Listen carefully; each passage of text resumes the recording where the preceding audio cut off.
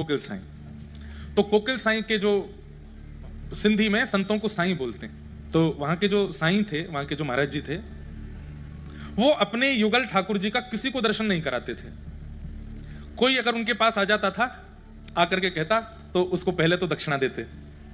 सब लोग कथा सुन लो, बीच वाली माता जी बैठ जाओ, आप किसी और को बुला रही हैं, हमारा ध्यान आप पे जा रहा है। इधर सुन लो, सब लोग सुनो। तो कोकिल साईं जी वो अपने ठाकुर जी का दर्शन किसी को नहीं कराते थे।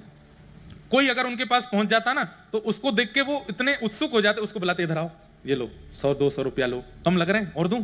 नहीं नहीं, हमें ये नहीं चाहिए, हमें तो दर्शन करने। बोले तू बैठ, तो 500 रुपया ले ले।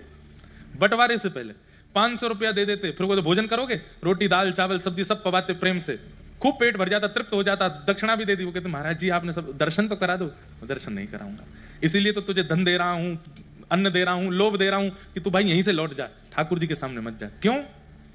बोले मेरे प्रिया प्रियतम बड़ी कृपा करके मेरे पास आए हैं, अगर तूने उनके सामने जाकर के कुछ मांग लिया तो वो संकोच में आ जाएंगे, इसलिए मैं उनके दर्शन नहीं कराऊंगा। जो चाहिए मुझसे मांग ले, उनसे नहीं मांगना।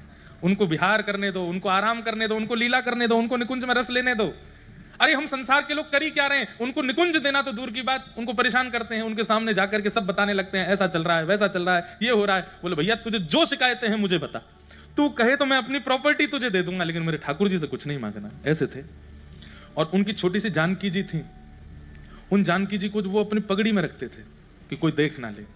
वहां के सब महापुरुष बताते हैं कि जब साईं निकुंज में चले गए तो उनकी सब सामग्रियां हमने सजा के रखी। वो जो हाथ में बैंत रखते थे, जो छड़ी रखते थे, जो पाग पहनते थे, जो गले में पहनते थे, लेकिन महाराज जी वो सिया जी ही प्रकट होकर साईं को लेके गई। वो कभी वो मिली ही नहीं, कहां गई, कहां है उनका ध्यान।